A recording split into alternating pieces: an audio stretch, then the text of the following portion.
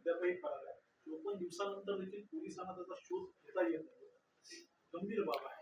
नाही, नक्कीच आरोपी न सापडणं ह्यामध्ये काही त्याच्यामध्ये ज्या काही यंत्रणा किंवा त्या इन्व्हेस्टिगेशनच्या दृष्टीने किंवा जे काही गुप्तहेर आमचे जे आहेत पोलीस डिपार्टमेंटचे आहेत त्यांच्याकडनं त्याचा तपास घेणं हे चालू आहे, परंतु न सापडणं नक्कीच ही चिंतेची बाब आहे.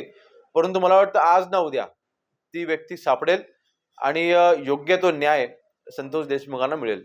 संतोष देशमुखांच्या कुटुंबातील आज भगवान मेळाव्याची जाता आहे म्हणून त्यांना त्या ठिकाणी जे पुरावे आहेत आरोपींच्या विरोधात ते देऊन आपल्यासाठी न्याय मागण्याचा प्रयत्न ते करणार आहेत. नाही, तो त्यांचा वैयक्तिक प्रश्न आहे. अन्न औषध प्रशासनाकडे अनेक जागा रिक्त आहेत, अन्न औषध प्रशासनाकडे गाडी नाही आणि ज्या त्रुटी आहेत त्या कशा भरून काढणार. काही दिवसांपूर्वीच ज्या वेळेला आम्ही आमच्या विभागाचा आढावा घेतला, आमचे मंत्री महोदय झिरवळ साहेबांनी देखील या बाबतीमध्ये आम्ही जेव्हा एकत्र आढावा घेतल्याच्या नंतर सन्माननीय वित्तमंत्री अजितदादांकडे आमची बैठक देखील झाली आणि या बैठकीमध्ये खास करून अगदी 3 महिन्याच्या बाळापासून ते 80 वर्षाच्या वयोवृद्धापर्यंत हे खातं संबंधित आहे. आपल्या रोजच्या जीवनमानामध्ये आपण जे आपण जेवतोय, आपण जे खातोय किंवा औषधं आपण जी घेतोय ह्याच्यावरती नियंत्रण ठेवणं अत्यंत गरजेचं आहे आणि त्या दृष्टीने भरती करणं ही पहिली प्रायोरिटी असली पाहिजे आणि प्रशासनाला जे काही अधिकारी आमचे आहेत त्यांना ताकद देणं, कारण इन्फ्रास्ट्रक्चर दिल्याशिवाय आम्ही त्याच्यामध्ये परफॉर्मन्स देऊ शकणार नाही.